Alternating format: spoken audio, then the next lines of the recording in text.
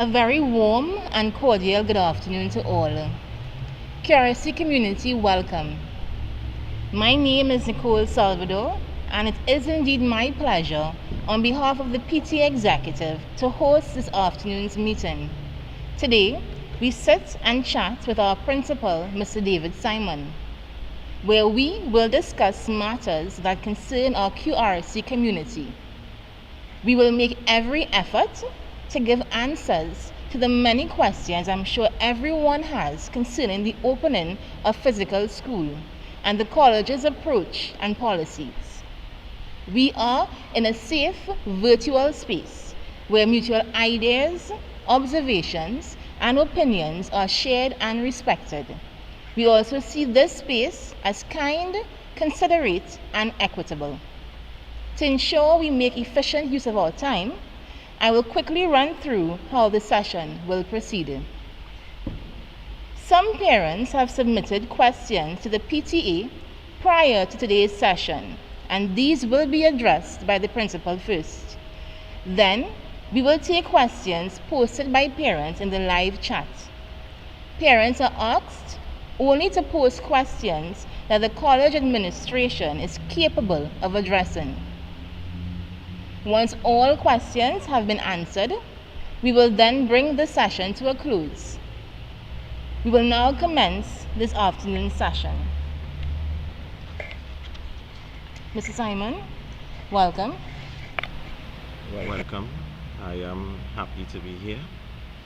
It is indeed a challenge, but together we will overcome it as we adapt to changes in a fluid situation.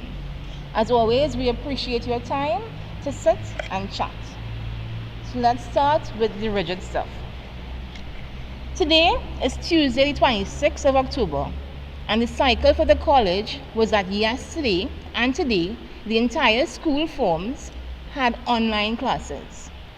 From tomorrow, Wednesday, the 27th of October, all vaccinated students will return to school, and on Thursday, the 28th of October, all unvaccinated students will return to school. By Friday this week, further instructions will be given as to how we shall operate. From that time to now, things have changed. Mr. Simon, we now invite you to expand on the plan going forward. Okay, so a very pleasant good afternoon to the entire QRC community. I like what you said in that from that time to now, when that message would have been sent to parents, things have changed. I did indicate that the period that we had no classes physically, online classes, was a period not only for individuals to be engaged in those classes online, but it was a period for us to meet as a school community. The management team met, the staff met on 2 occasions, so there have been a number of things that are different. So I'm going to outline this system. So for example, what you started off by saying to us with the vaccinated and unvaccinated, we've done away with that. So on Thursday, though we are still in an exploratory stage in those few days, on Wednesday and Thursday, you are going to find that we are going to be asking tomorrow all of the students who would have been out to school previously to come out to school on Wednesday. All of the new students, whether vaccinated or not, whether you are coming out to school for the first time, those students who are coming out to school for the very first time, you are going to be asked to come to school on Thursday. So let me just go through that again. We're not talking about vaccinated or unvaccinated, though coincidentally on this particular instance, the individuals that we are asking to be out tomorrow are those individuals who would have been with us before. So once you came to school before, you can come out tomorrow. The following day, which would be Thursday, whether you're vaccinated or not, it does not matter. This is your first time that you are coming out to school. You are asked to come out to school on Thursday. What will happen then is, of course, we will get a far better idea of the numbers that we are going to be working with, and then we are going to fine-tune the plan. However, the basic structure of the plan is going to speak to a rotation system. And we are going to rotate for a cycle, and our cycle is 8 days. So we are going to rotate for an 8-day cycle. Though we are going to begin, because we have to begin somewhere, we must start somewhere. So when we start, I'm going to explain to you there will just be 3 days before we come to the end of the cycle, and then we will start afresh. So I'll explain that in terms of how it's going to work. But there is going to be a rostered system, and what we are going to be doing is dividing our form classes in half. So we will have a side A and a side B. Side A, we are going to clearly indicate all of the individuals who fall into that category. It might be A to J within a class. We are going to look at the classes, see how it divides equally, and then we are going to indicate to the students, those students who fall into side A and those students who fall into side B. Side A is then going to begin. When side A begins, side A is going to be starting on a day 6, which would be the Friday. So they are going to simply do 3 days, day 6, day 7, and day 8. And then we will really begin the rotation in full from a day 1. And then we will go 1 to 8 with side B. Side B is then going to stay at home, and side A is going to come out for their 1 to 8. And this is how we are going to do it. Now, this is the tricky part, and this is the part that I need for our parents to understand and for our young men to understand. How do we then engage those who are going to be at home? Our teachers, and I would say most of our teachers, have graciously accepted that those individuals who are going to be at home will need to be engaged between synchronous and asynchronous sessions. So on some occasions, and teachers are going to determine that, those young men who are at home will actually have classes where they are going to be online and their teachers are going to be engaging them. On some occasions, they are going to be online and it's going to be asynchronous work that would have been given to them. And they will be conducting their studies, doing whatever would have been set up by that teacher for them to do. All right? It must be made clear that teachers have rights as well.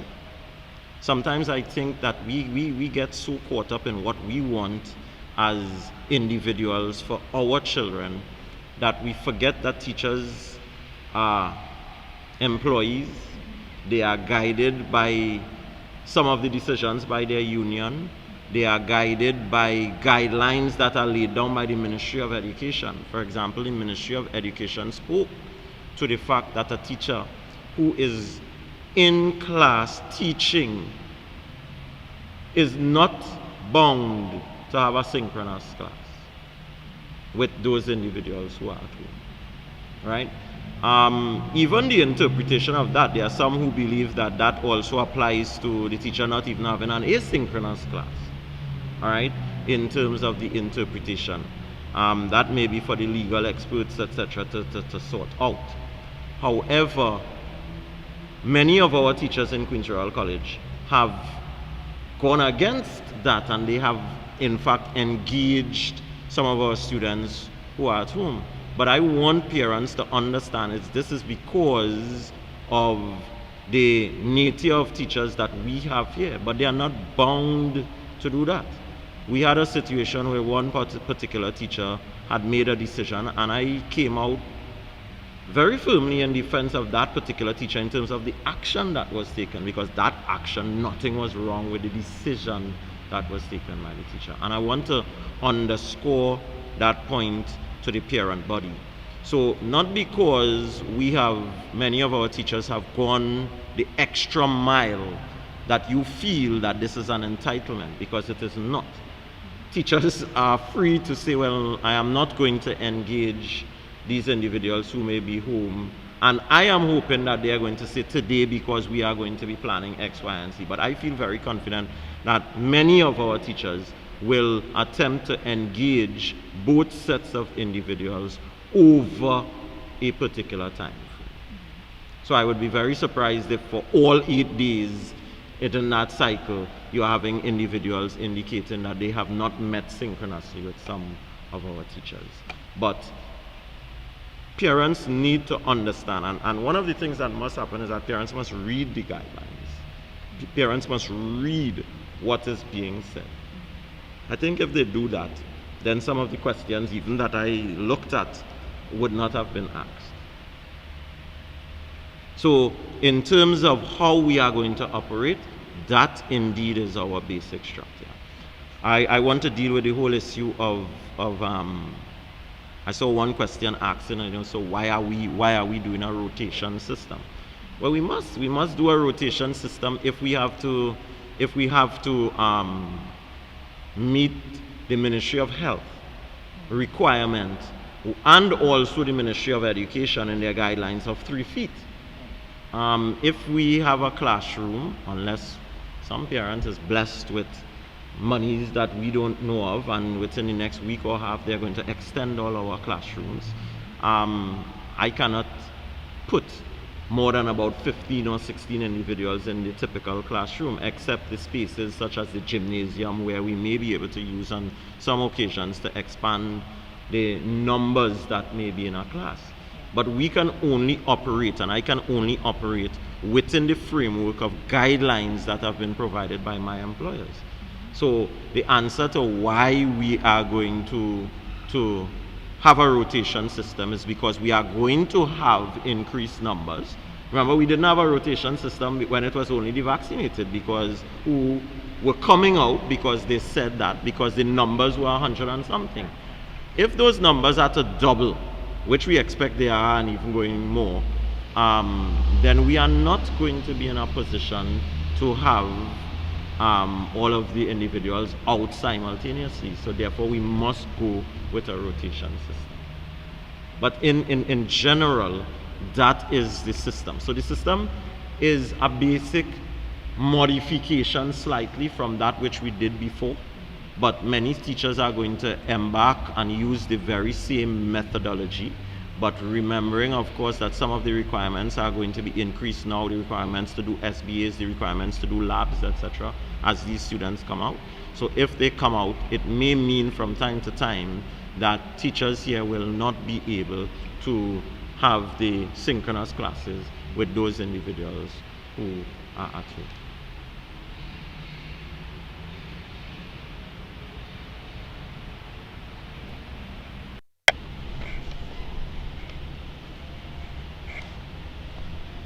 Thank you, Mr. Simon, for explaining the layout going forward. I'll just take a few questions from the feedback form that we sent out to parents over the weekend.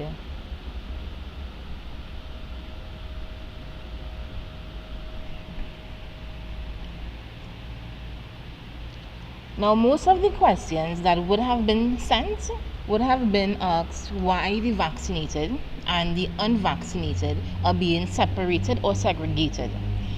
Now, Mr. Simon explained that because of the numbers coming out of school, forms 4 to 6, the classroom will not be able to facilitate the amount of students in a classroom.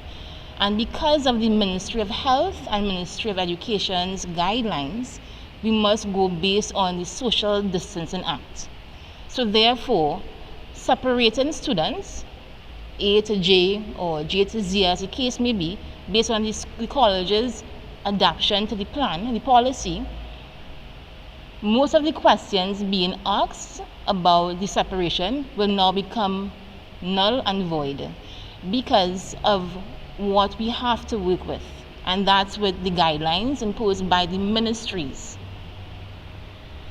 So allow me to just take the questions that now pertain to what Mr. Simon has just said.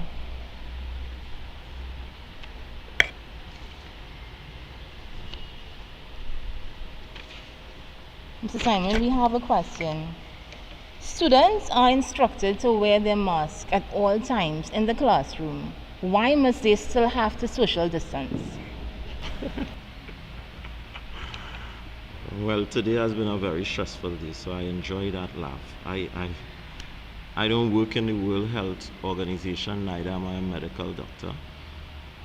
Therefore, I don't think that I can answer that question with any precision from a medical point of view, and I know that that is what guides what happens here. So therefore, I will simply answer that by saying that those are the directives given to me by the government of Trinidad and Tobago and my employers, the Ministry of Education and the Ministry of Health, who have also suggested that. Those are questions to take up with the Chief Medical Officer. Thank you. Another one. Student population present at the college, would the administration consider staggered break and lunch periods? With what we have right now, no, we are not going to necessarily do that. What we have done is increased our presence during those breaks, and what I have been, along with many members of staff, is making ourselves present, speaking to our young men. And I want to commend the young men generally. When they came out, the first cohort of individuals who were out, we were very pleased with how they were conducting themselves. Of course, we had to talk to one or two guys. That is to be expected. These are young men who will continue to learn. And remember, we have been living as a particular way for years. So to simply change, that is not something that is just going to happen just like that. But we were very, very happy and buoyed with what we saw. So there is going to be that continued presence, along with getting the young men to understand that we have to live with this, and they are not going to be constantly monitored at all times, that we have to adopt responsible behavior. So therefore, we will continue that close monitoring initially, but as I had said the last time, we have the space, so we will be utilizing the open space that we have, and the classrooms and the corridors and everything, to get the boys to be socially spaced. But remember, the numbers that we are going to be dealing with because of the rotation is not going to be that much different to the numbers that we dealt with when the first cohort came out. So the blueprint is there. We don't expect. So in other words, because we are doing the rotation system, you are not going to find on any one day we have 300 and something students to work with. All right? QRC doesn't have the space to be able to do that. Another one. My son has 2 free periods on different days. Seeing that school is back out, could those free classes be filled with a class? You have my support. Well, I don't know what to say there. I'm happy that I have their support, but it gives me an opportunity to say, though, we are going to indicate to individuals when your sons are supposed to be out. Your sons are not supposed to come outside of rotation. This is not a system where if you feel to get up and send your son or your ward, you can do so. We have to stick to the rotation, and that is something that is going to apply even to the individual classes. Understanding, though, that the division that we have may not necessarily mean at all that those individual classes are going to be equitably divided. Because remember, we are dividing the form classes, not the subject classes. So you might find a subject class that may be with very small numbers in that first rotation, and the numbers are slightly larger in the second rotation. That is the imperfection of the system. There is very little that we can do. You are then going to find, and I know that in that particular situation, teachers and none of us want to urge this double teaching where we have to come back and teach, are going to come up with their own methods of how we engage the majority of the young men so that they are able to keep up and deliver the syllabus.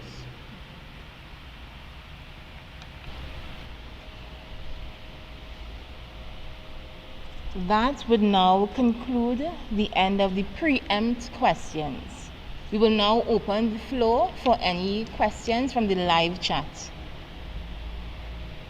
I just want to deal with one thing. Yeah, there was one question that I was dying to answer there. And that question asks what percentage of teachers are vaccinated. So I want to state again, I know I said it the last time. Teachers are employees. The employer, the Ministry of Education, has clearly stated that teachers are under no obligation to indicate their vaccination status. In other words, what the employer, my employer, the Ministry of Education would have said to me is that you as principal have no right to ask a teacher what is their vaccination status. Now, previously my employer had said to me that I had every right to ask the students what is their vaccination status. That has since changed, because now that we are allowing both vaccinated and unvaccinated, they have said to me, you are not to find out even now from the students what is their status. In other words, from tomorrow, we are not going to be asking anybody to come with their vaccination card, because remember, the unvaccinated is not going to have a vaccination card. So it is now even brought down to students. So when parents ask these questions, they ask these questions from their perspective because they want, but they sometimes expect individuals like myself to break the law. And I don't think that that is an option, right? No teacher is obligated to say to me as principal or any principal in Trinidad and Tobago what is their status. Questions from the live chat. Question 1. Given the rotation system and the option by teachers to teach only those in front of them, does this mean that teachers will be teaching the same matter twice? Will the scheme of work be covered given the limitations? How is this going to be managed? Well, again, we have to be realistic. With the present pandemic situation, schemes of work are going to have to be constantly modified in light of what is happening. The hope is that there is going to be some degree of consultation then with our external examination body, CXC, to see if there are going to be any modifications. Take, for example, our lower sixers. Look at when our lower sixers are going to be starting. So therefore, principals, myself included, we are going to write to the Ministry of Education in a different capacity. I am the first Vice President of APS, that is the Association of All Public School Principals in Trinidad and Tobago. We certainly have made our voices heard to the Ministry about our concerns about how late our lower sixers are going to be beginning. So therefore, we will write, and I will write in my individual capacity as principal of QRC as well to the Ministry, asking for discussions to take place with CXC to see if there is going to be any modification. But again, that's all I can do. Those things are really outside of my control. But realistically, we are going to have to modify schemes of work because yes, teachers do have that particular option. And again, that is something that was put in place by the employer. So I have no control over that. So as principal and as a management team and as a group of teachers, we are going to meet. We meet regularly and we look at all of these things and we try to come up with the best working system that we have, not infringing the rights of anyone.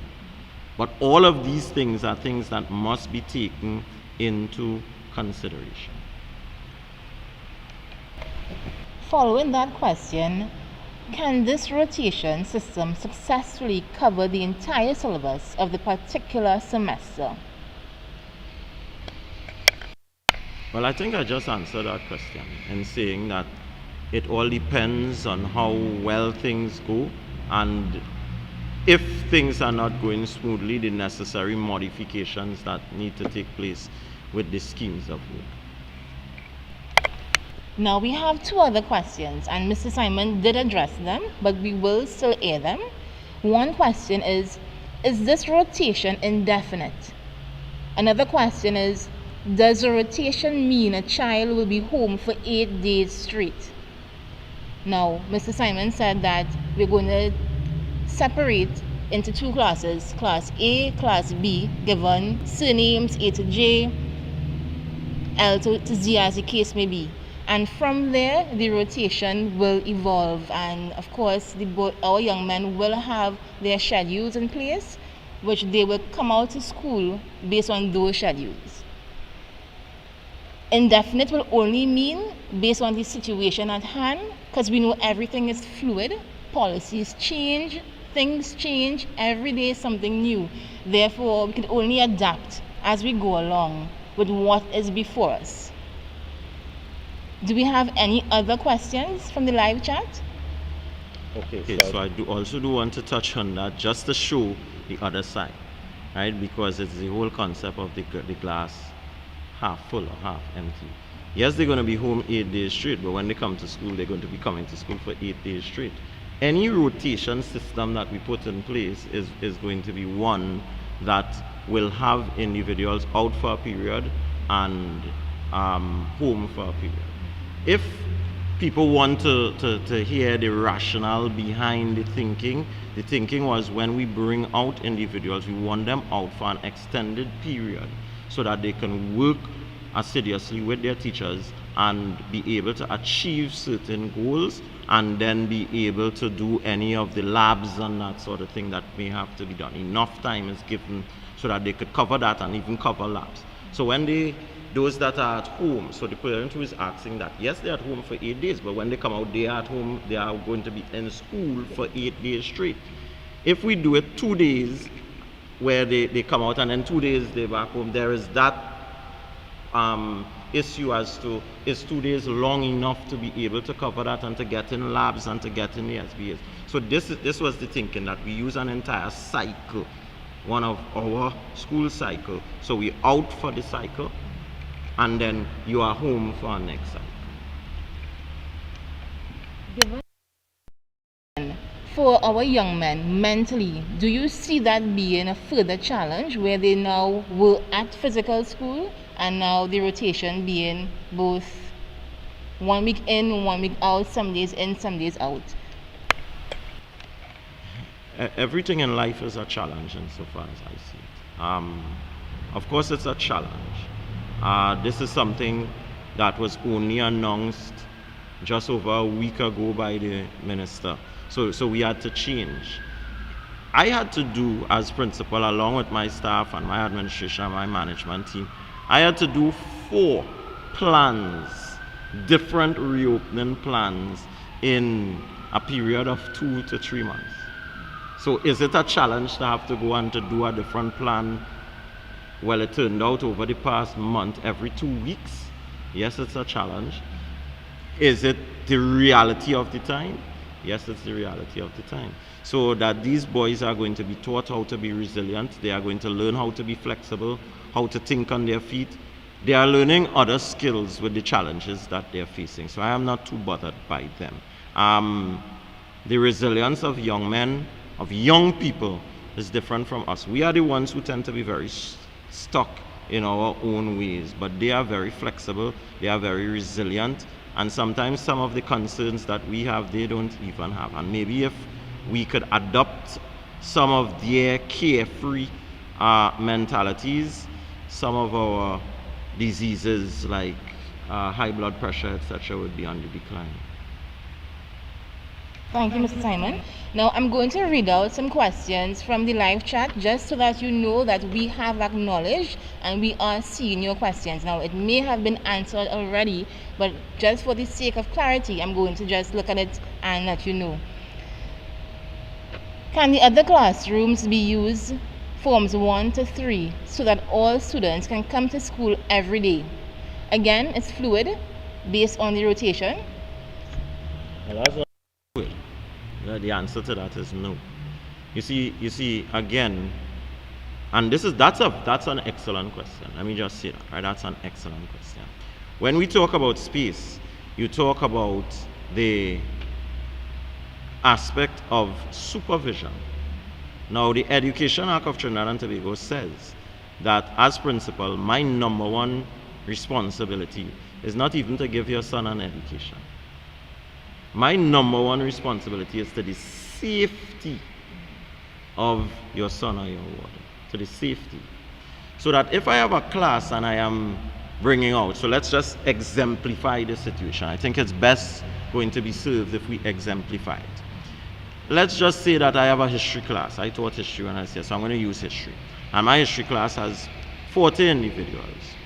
And now I have the physical space to have 2 classrooms to teach the 40 individuals. Where would me as the teacher be? In the middle of the 2 classrooms? Am I going to separate half of myself and put half in one classroom and half in the other classroom? Or am I going to use a system where I have a laptop in one and I am actually using that to monitor the others? Then if something happens in the class that is unsupervised, what would you as the parent see? Who is responsible for the safety of the child in the classroom that is unsupervised?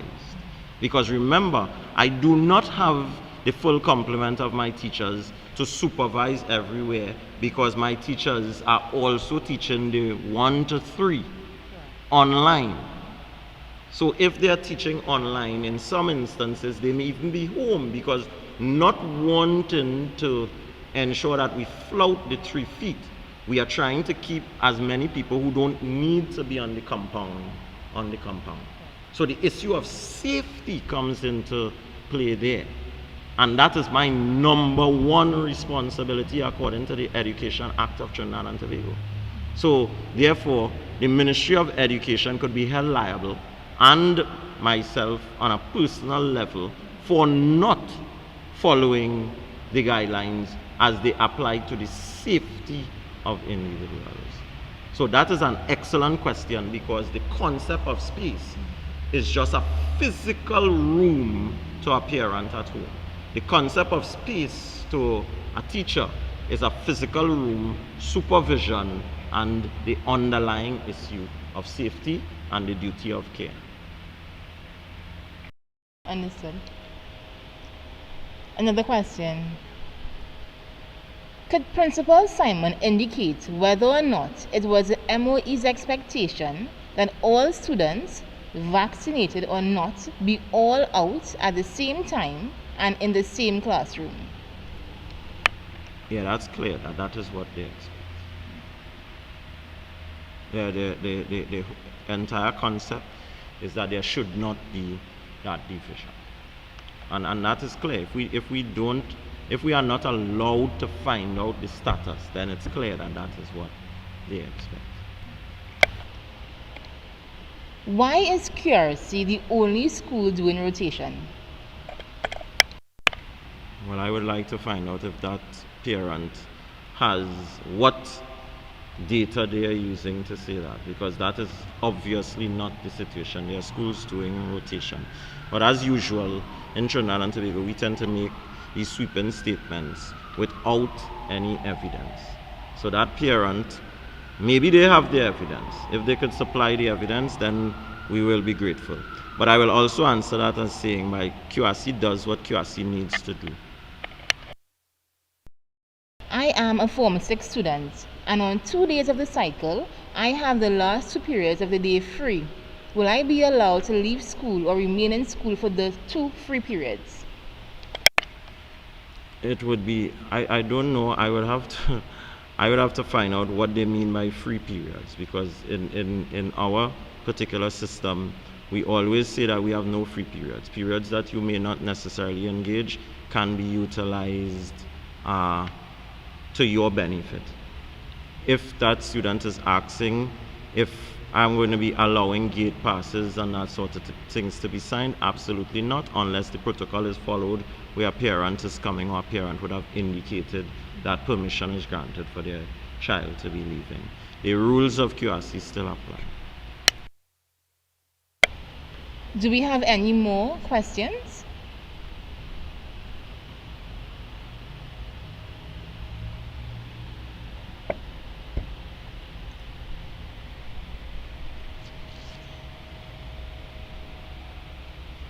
Mr. Simon, would you like to repeat the program for tomorrow, Thursday and Friday of this week?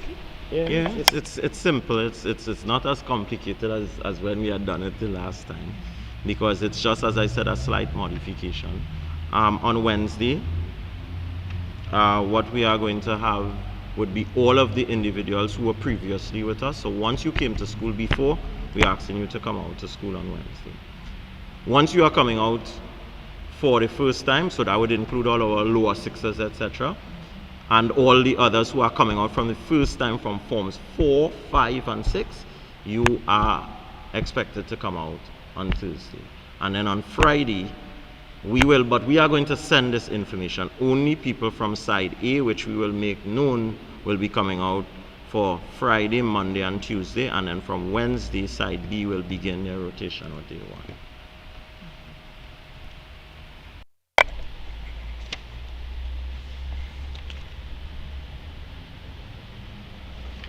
So at this time, we will now conclude our discussion this evening.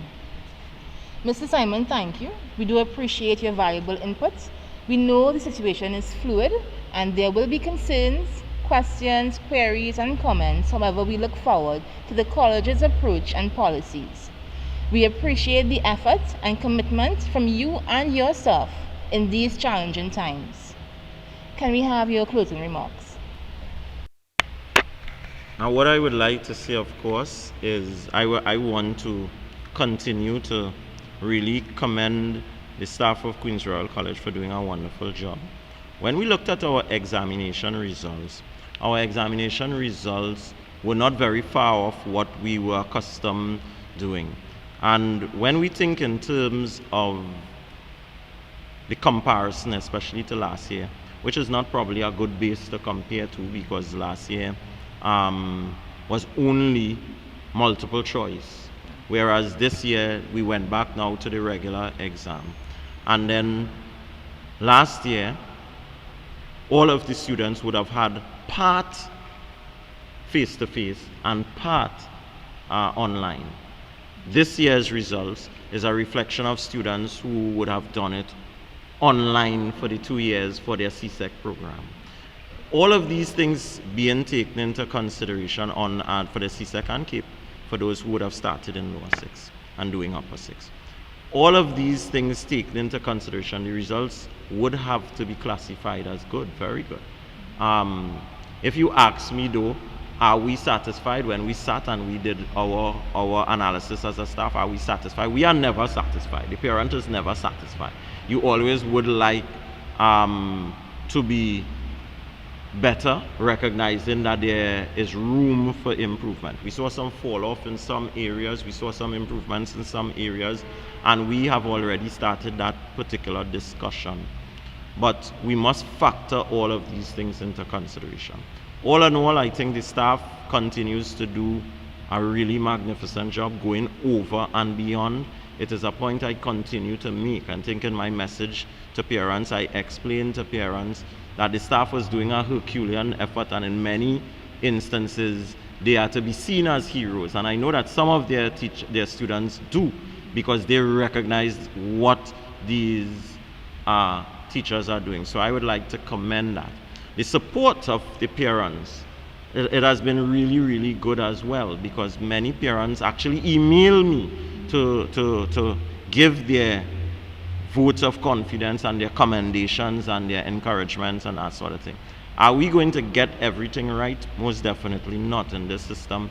If we look at how this has been managed all over the world, governments have gotten some aspects of it right, some aspects of it wrong in hindsight.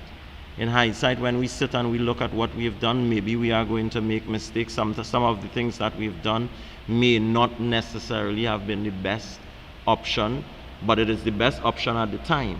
examining what is in front of us. We remain very, very fluid and flexible to make changes as we see as they go along. So I feel very, very happy from where I stand in terms of how we have responded. Queen's Royal College has always responded in a particular way. So that parent who asked, why are we the only school? Nothing is wrong with being the only, right?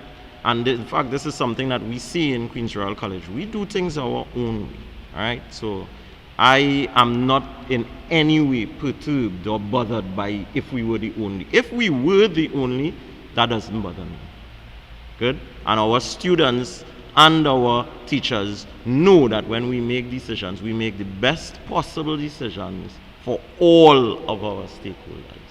All right? Queen's Royal College has always been a leading institution. And sometimes when you lead, you have to go out in front alone. We prepared to do that. Thank you very much, Mr. Simon. We have just one announcement. The PTA would like to extend a heartfelt thank you for all physical donations and monetary contributions made towards the food voucher drive. Together, we can do so much. Approximately 100 families have benefited from this initiative. The drive is still on, so please feel free to contribute. Also, we are trying to source prizes for our upcoming art and essay competitions. You can assist by contributions of $50 towards this venture. And as we close, okay, just one thing just before you close, my management team, two individuals, one of my deans and my HOD is reminding me, I did not say it, but I think that all of the boys who came before knew what the situation is. The rules of QRC apply. So you see that issue about coming in the uniforms, individuals would be allowed to use their polos and their shirts. And that polo situation is going to extend till the rest of the term. All right, I understand the situation, I understand the economic. The hair, that is something that we will not be bending on, right? QRC does not allow plaits and the curls where you are curling up your hair and buns, and those issues are in our rule book. And those individuals not abiding by that, there will be disciplinary sanctions involving parents having to come to pick their children up. Right? That is not negotiable. It's non-negotiable. And then the recognition, I think one was also saying to double mask if they can and if they so wish, reminding individuals that a shield alone is not acceptable, and to make sure they have their IDs. We are putting a system in place where the IDs are actually going to be scanned at the gate to make it easier for entry onto the compound. All right, so I want to thank Mr. Gaston and Mrs. Hawaii for just reminding me of those things as I end. And thank you and good night to everyone. thank you very much. To our principal, vice principal, teachers, support staff, our PTA president and its executives, in the midst of many challenges, we really do appreciate your time and dedication in getting the job done.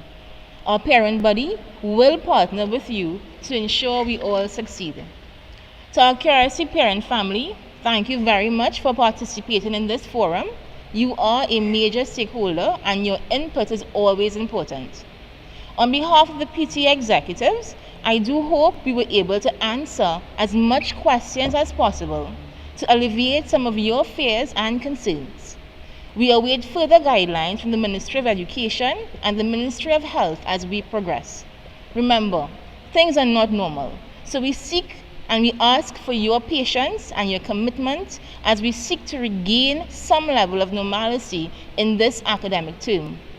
Any further information or clarity needed, please feel free to contact the college, your dean, or your core group member, and we will seek to have your concerns addressed. Do have an enjoyable evening, everyone. Magnum QRC.